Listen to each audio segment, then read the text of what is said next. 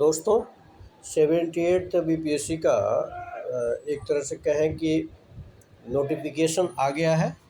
और हालांकि विस्तृत नोटिफिकेशन फॉर्मों के भरने के बाद में आएगा, लेकिन अभी आया है कि कितने पद हैं। और पदों की संख्या काफ़ी अच्छी है और ये देख करके और अधिक सीरियस हो जाना है। खासकर देखा गया है कि जब भी बीपीएससी में पदों की संख्या अच्छी होती है या फिर ये कहें कि जो अच्छे पद हैं उनकी संख्या ज़्यादा होती है तो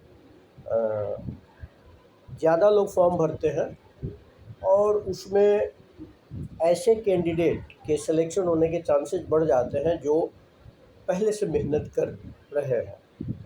कोई ना कोई सीट मिल जाता है और आप एक एवरेज रैंक भी लाएं तो भी आपका मन पसंदीदा जो पद है, पोस्ट है, वो मिलने के चांसेस रहते हैं।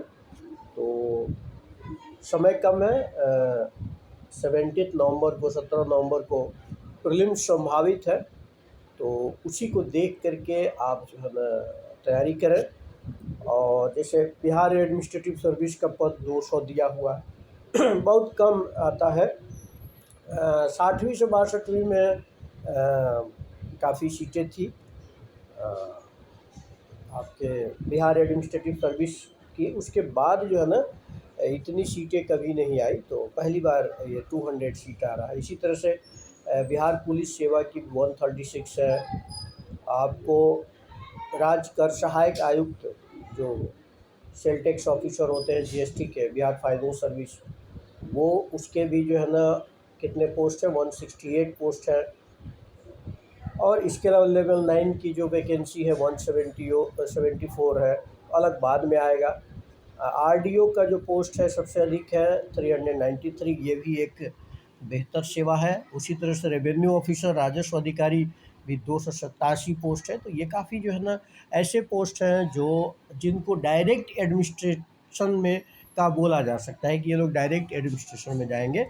आपको बीएफएस छोड़ दिया जाए तो फाइनेंस एडमिनिस्ट्रेशन में जाता है, बाकी डायरेक्ट आपको एडमिनिस्ट्रेशन में जाएंगे। इसी तरह से सप्लाई इंस्पेक्टर का पोस्ट है और SC/ST welfare officer block level का पोस्ट है 125।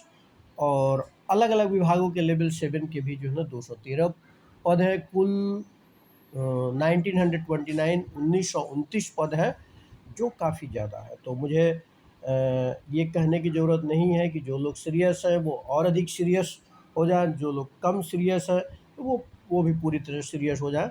और हम लोग स्ट्रेटजी पे भी जो है ना काम करेंगे कि आपका प्रीलिम्स नहीं रुके। क्या करें इन दिनों में, इन ड्यूरेशंस में जो समय बचा है, तो क्या करें। तो देखिए, पढ़ना और पढ़ाना अलग चीज़ है। आप जहाँ जहाँ कहीं भी पढ़ रहे हैं पढ़ते रहिए। कोर्स पूरा आपका हो ही गया होगा। अब आप रिवीजन वर्क कर रहे होंगे या कहीं टेस्ट दे रहे होंगे, किसी से जो है ना सहायता ले रहे होंगे, उसका ख़ास कोई महत्व होता नहीं है। आप इस वक्त जो टॉपिक्स पढ़ लिए हैं, तो 2-3 चीज़ें मैं बताऊंगा, ध्यान से थोड़ा सुनना है, उस पर फोकस करना है। जो आपने टॉपिक पढ़ा है उसका रिवीजन करना है, खूब रिवीजन करना है। और रिवीजन में भी 3 फार्मूला होता है आपका। FR fast revision, slow revision नहीं होना चाहिए, वो रिवीजन का कोई मतलब नहीं है। फास्ट रिवीजन, ठीक है। उसके अलावा IR यानी इंटेंसिव रिवीजन, मतलब ये नहीं कि इधर उधर देख रहे हैं और रिवीजन के नाम के लिए रिवीजन कर रहे हैं, नहीं। इंटेंसिव यानी पूरी तरह से ध्यानपूर्वक गहनता से रिवीजन होना चाहिए, ठीक है। तो आपका फास्ट रिवीजन और आपका इंटेंसिव रिवीजन।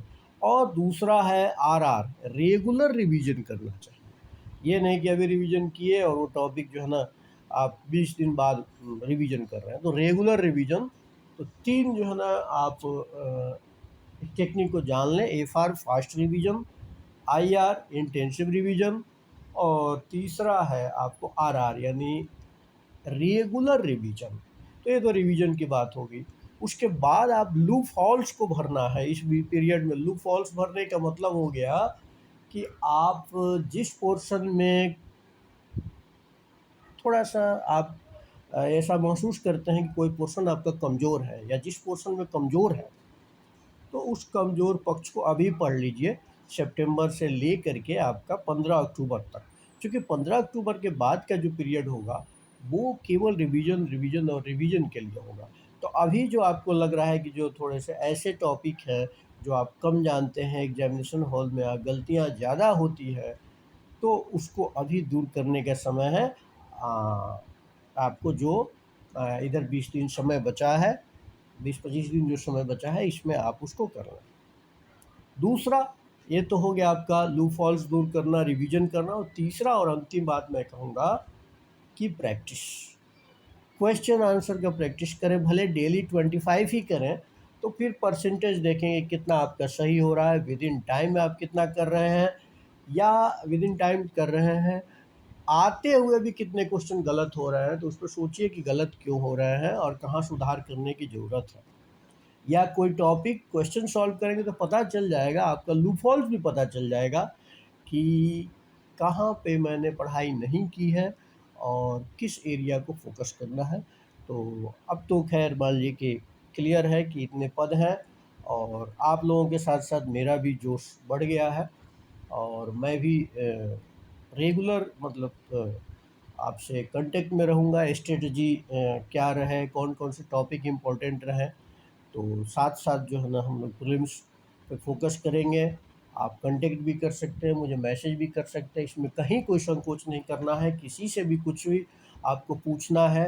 हाँ, ये ध्यान रखना है कि आपका समय बर्बाद ना हो, तो निसंकोच किसी से बात करना चाहिए, क्योंकि ये आपके कैरियर का सवाल है, और इसमें आपकी कोताही, यानी अपने आप जो बरती गई कोताही है, उसकी वजह से अगर काम खराब होगा तो अपने आप को दोष दीजिएगा। तो मुझे लगता है कि आप सभी लोग सीरियस हैं, सभी लोग अच्छे से पढ़ते रहें, रिवाइज करते रहें, और आगे एक टाइमलाइन बना करके आप पढ़ें। और चूँकि ये रिवर्स काउंटिंग यानी उल्टी गिनती शुरू हो गई है, तो आगे सब कुछ अच्छा रहेगा। जहाँ पे भी डाउट है तो हम लोग बातचीत करते रहेंगे। बहुत बहुत धन्यवाद।